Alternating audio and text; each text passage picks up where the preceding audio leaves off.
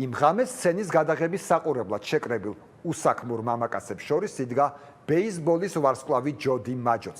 ერთადერთი მამაკაცი იმ ბრბოში, რომელსაც სულაც არ აღაფრთოვანებდა მერლინის ფეხების სქერა, რადგან ჯოდი მაჯო მერლინის ქმარი იყო და თან პათოლოგიურად ეჭვიანიც. Everywhere you look at it, you lose. Where have you gone, Joe DiMaggio? A nation turns its lonely eyes to you. What's that you say, Mrs. Robinson? Jolton Joe has left and gone away. Hey, hey, hey, hey, hey, hey.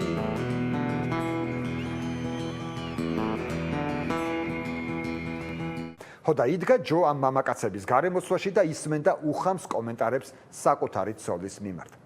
რა მოხდა იმ ღამეს ჯოდი მაჯოს და მერლინ მონროს საცხოვრებელ სახლში, დეტალები უცნობია.